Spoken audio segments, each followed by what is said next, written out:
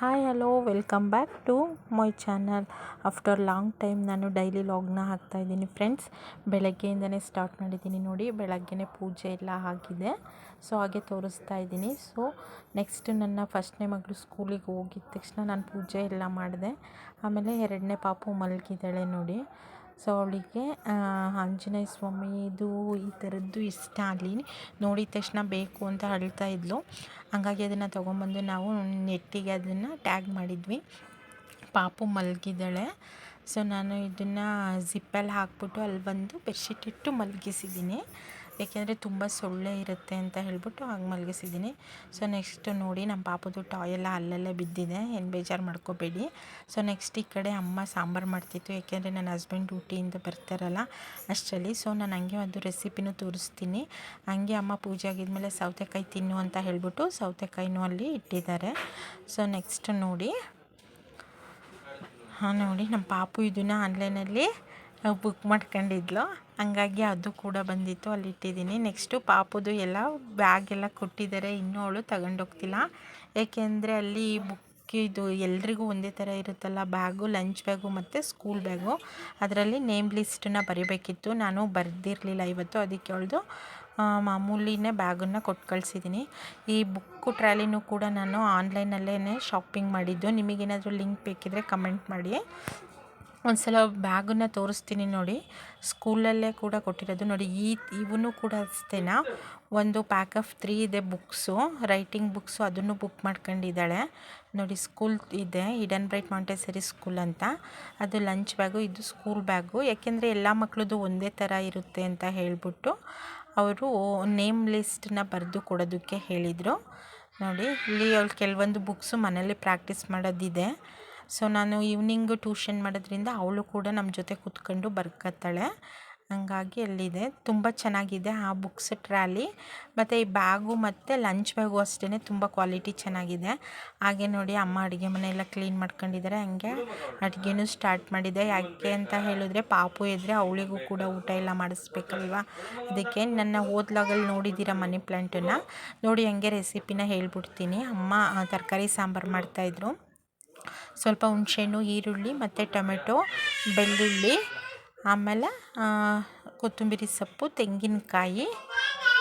ಬ್ಯಾಕ್ಗ್ರೌಂಡಲ್ಲಿ ಪಾಪು ವಾಯ್ಸ್ ಬರ್ತಿದೆ, ಇರಲಿ, ಪಾಪು ಅಲ್ವಾ ಆಟ ಆಡ್ತಿದ್ದಾಳೆ ಅದಕ್ಕೆ. ಹಾಗೆ ಸ್ವಲ್ಪ ಸಾಂಬಾರು ಪುಡಿ, ಬೇಳೆ ಸಾಂಬಾರು ಪೌಡರು ನೋಡಿ.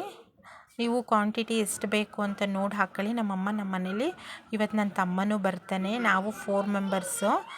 ಪಾಪು ಇಬ್ಬರಿದ್ದಾರೆ, ಅವರೇನು ಸಾಂಬಾರೆಲ್ಲ ತಿನ್ನಲ್ಲ. ಹಂಗೆ ತಿಳಿ ಸಾಂಬಾರಲ್ಲಿ ಅದೇ ಬೇಯಿಸಿರ್ತೀವಲ್ಲ ಅದ್ರಲ್ಲಿ ಸ್ವಲ್ಪ ತೆಕ್ಕೊತೀವಿ. ತೆಂಗಿನಕಾಯಿ ತುರಿನ ಹಾಕ್ತು, ಇಷ್ಟು ಅಷ್ಟೇ, ಇಷ್ಟು. ಆಮೇಲೆ ತರಕಾರಿ ಎಲ್ಲ ನೀಟಾಗಿ ಕಟ್ ಮಾಡ್ಕೊಂಡು ತೊಳೆದು ಇಟ್ಕೊಂಡಿದ್ದೆ ನೋಡಿ. ಸೊ ಇವಾಗ ನೆಕ್ಸ್ಟ್ ಏನು ಮಾಡಬೇಕು ಅಂತ ಹೇಳಿದ್ರೆ, ಅಲ್ಲಿ ಇಟ್ಟಿರ್ತಕ್ಕಂಥ ಖಾರನೆಲ್ಲ ಚೆನ್ನಾಗಿ ಮಿಕ್ಸಿ ಮಾಡ್ಕೋಬೇಕು. ನಾನು ಹಂಗೆ ಸೌತೆಕಾಯಿನ ತಿಂತಾಯಿದ್ದೆ, ಹಚ್ಚಿಟ್ಟಿತ್ತು ನಮ್ಮಮ್ಮ, ನಾನು ಪೂಜೆ ಎಲ್ಲ ಮಾಡ್ಕೊಂಡು ಬರೋಷ್ಟರಲ್ಲೇ. ಸೊ ಅಮ್ಮ ಇದ್ದರೆ ತುಂಬ ಹೆಲ್ಪ್ ಆಗುತ್ತೆ ನೋಡಿ. ಈ ಕಡೆ ಒಂದು ಕಡೆ ನನ್ನ ತರಕಾರಿ ಎಲ್ಲನ ಕೂಗಿಸಿ ಇಟ್ಟಿತ್ತು, ಏಕೆಂದರೆ ಪಾಪುರಿಗೆ ಬೇಕಲ್ವ ತೆಕ್ಕೋಬೇಕು ಅದಕ್ಕೆ. ನೆಕ್ಸ್ಟು ಒಗ್ಗರಣೆ ಹಾಕ್ತಿದ್ದೆ. ಸ್ವಲ್ಪ ಎಣ್ಣೆ ಹಾಕ್ಬಿಟ್ಟು ಸಾಸಿವೆ, ಜೀರಿಗೆ ಹಾಕಿಲ್ಲ, ಈರುಳ್ಳಿ ಮತ್ತು ಕರ್ಬೇವಿನ ಸೊಪ್ಪು, ಹಾಗೆ ಸ್ವಲ್ಪ ಉಪ್ಪು ಹಾಕ್ತಿದೆ.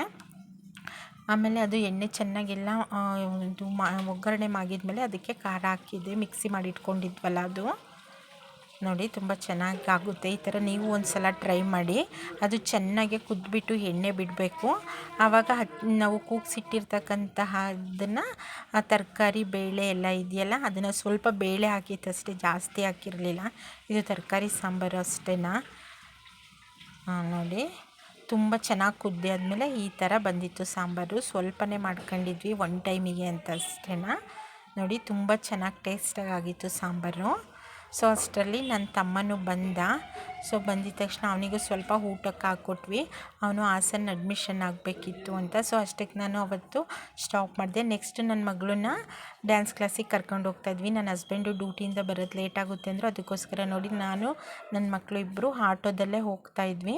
ಸೊ ನಿಮಗೇನಾದರೂ ಡ್ಯಾನ್ಸ್ ಕ್ಲಾಸಿಂದ ಇನ್ಫಾರ್ಮೇಷನ್ ಬೇಕು, ಅಲ್ಲಿ ಡ್ಯಾನ್ಸ್ ಹೇಗೆ ಮಾಡ್ತಾರೆ ಏನು ಅಂತ ಹೇಳಿದ್ರೆ, ಯಾವ ಇಯರಿಂದ ಮಾಡ್ತಾರೆ ಮಕ್ಕಳಿಗೆ, ಎಷ್ಟು ಫೀಸು ಅಂತ ಏನಾದರೂ ಇದ್ದರೆ ಕಮೆಂಟ್ ಮಾಡಿ. ಸೊ ನಾನು ನಿಮಗೆ ಇನ್ಫಾರ್ಮೇಷನನ್ನು ಕೊಡ್ತೀನಿ. ಸ್ವಲ್ಪ ದೂರ ಇದೆ ನಮ್ಮ ಮನೆಯಿಂದ, ಒಂದು ಅರ್ಧ ಕಿಲೋಮೀಟರ್ ಇರ್ಬೋದು ಅನಿಸುತ್ತೆ, ಅಲ್ಲಿ ಹೋಗಿದ್ವಿ. ಸೊ ಅದಿರೋದು 2ನೇ ಫ್ಲೋರಲ್ಲಿ. ಹಾಗಾಗಿ ಸ್ಟೆಪ್ಪನ್ನ ಪಾಪುನು ಎತ್ಕೊಂಡು ನನ್ನ ದೊಡ್ಡ ಮಗಳು ಚಿಕ್ಕ ಮಗಳು ಇಬ್ಬರನ್ನು ಕರ್ಕೊಂಡು ಹೋದೆ. ಆಲ್ರೆಡಿ ಪೇರೆಂಟ್ಸು ಎಲ್ಲ ಬಂದಿದ್ದರು ನೋಡಿ. ಅಲ್ಲಿ ನಂದು ಸ್ವಲ್ಪ ಲೇಟ್ ಆಯ್ತು ಇವತ್ತು, ಮಕ್ಕಳನ್ನಿಬ್ಬರನ್ನು ಕರ್ಕೊಂಡು ಹೋಗಬೇಕಲ್ಲ. ಹಾಗಾಗಿ ನೋಡಿ ತುಂಬ ಚೆನ್ನಾಗಿ ಹೇಳ್ಕೊಡ್ತಾರೆ ಮಾಸ್ಟ್ರು ಡ್ಯಾನ್ಸನ್ನ. ನಮ್ಮ ಮನೆ ಹಿಂದೆಗಡೆನೇ ಇರೋದು. ಸೊ ಹಂಗೆ ಲಾಸ್ಟಲ್ಲಿ ನನ್ನ ಮಗಳಿಗೆ ಮಾಡ್ತಿರೋದೊಂದನ್ನ ಕ್ಲಿಪ್ ಹಾಕ್ತೀನಿ ನೋಡಿ. ಸೊ ಇದು ಡ್ಯಾನ್ಸ್ ಹೇಳ್ಕೊಡ್ತಾರಲ್ಲ ಅದ್ರದ್ದು ರೂಮಿಂದು ಸುಮ್ಮನೆ ಒಂದು ವಿಡಿಯೋ ಹಾಗೆ ಮಾಡ್ಕೊಂಡಿದ್ದೆ ನೋಡಿ. ತುಂಬ ಚೆನ್ನಾಗಿ ಮಾಡ್ತಾರೆ, ಹೇಳ್ಕೊಡ್ತಾರೆ ಸರ್ರು. ಅವ್ರ ಪಾಪುನು ಬಂದಿತ್ತು ನೋಡಿ, ನನ್ನ ಮಗಳೆಲ್ಲ ಹಾಗೆ ಮಾಡ್ತಾ ಇದ್ದಾಳೆ ನೋಡಿ. ತುಂಬ ಬ್ಯಾಚ್ ಮಾಡ್ತಾರೆ. ಹಂಗೆ ಜಿಮ್ಮು ಕೂಡ ಇದೆ ಆ ಕಡೆ ಪಕ್ಕದಲ್ಲಿ. ತುಂಬ ಅಂದರೆ ತುಂಬ ಚೆನ್ನಾಗಿ ಹೇಳ್ಕೊಂಡು ಕೊಡ್ತಾರೆ. ನನ್ನ ಮಗಳು ಇನ್ನೂ ಹೋಗಿ 2nd ಡೇ ಅಷ್ಟೇ. ಸ್ಕೂಲಿಗೂ ಅಷ್ಟೇ, ಇವಾಗ ಅವಳು ನರ್ಸರಿ ಆಗಿರೋದ್ರಿಂದ ಅವಳಿಗೆ ಸ್ವಲ್ಪ ಹೆವಿ ಆಗ್ತಿದೆ ಅನಿಸುತ್ತೆ ಪಾಪ. ಆದರೂ ನಾನು ಕರ್ಕೊಂಡು ಹೋಗ್ತೀನಿ. ನಾವೇನು ಹೆಚ್ಚಿಗೆ ಫೋರ್ಸ್ ಎಲ್ಲ ಏನೂ ಮಾಡೋಕ್ಕಾಗಲ್ಲ. ಅದು ಎಷ್ಟು ಕಲಿತಾಳೆ ಅಷ್ಟು ಕಲೀಲಿ ಅನ್ನೋದಷ್ಟೇ. ಏಕೆ ಅಂದರೆ ಲೇಸಿಯಾಗಿ ಬಿಡಬಾರ್ದು ಅನ್ನೋ ಪರ್ಪಸ್ಸಿಗೋಸ್ಕರ ನಾನು ಕರ್ಕೊಂಡು ಹೋಗ್ತೀನಿ. ನಾನು ಇಲ್ಲ ನನ್ನ ಹಸ್ಬೆಂಡು ಕರ್ಕೊಂಡು ಹೋಗ್ತೀವಿ. 2 ಪಾಪುನೂ ಇರೋದ್ರಿಂದ ನನಗೆ ತುಂಬ ಹೆವಿ ಆಗುತ್ತೆ. ಆದರೂ ಕೂಡ ಏನು ಮಾಡೋದು, ಮಕ್ಕಳಲ್ವ, ಅದಕ್ಕೋಸ್ಕರ ಕರ್ಕೊಂಡು ಹೋಗ್ತೀನಿ. ಖುಷಿ ಪಡ್ತಾಳೆ ಅಂತ. ಅವಳು ಡ್ಯಾನ್ಸ್ ಕ್ಲಾಸಿಗೆ ಹೋಗ್ಬೇಕಾದ್ರೆ, ಸ್ಕೂಲಿಗೆ ಹೋಗ್ಬೇಕಾದ್ರೆ ತುಂಬ ಖುಷಿಯಿಂದ ಹೋಗ್ತಾಳೆ, ಯಾವತ್ತೂ ಹತ್ತಿಲ್ಲ. ಓಕೆನಾ. ಸೊ ಇಷ್ಟಕ್ಕೆ ನಾನು ಎಂಡ್ ಮಾಡ್ತೀನಿ. ಏಕೆಂದರೆ ನೆಕ್ಸ್ಟು ಮನೆಗೆ ಹೋಗ್ಬೇಕಾದ್ರೆ ನನ್ನ ಹಸ್ಬೆಂಡ್ ಬಂದರು. ಸೊ ಮಳೆ ಎಲ್ಲ ಬಂತು. ಇಷ್ಟ ಆದರೆ ಲೈಕ್ ಮಾಡಿ, ಕಮೆಂಟ್ ಮಾಡಿ. ಥ್ಯಾಂಕ್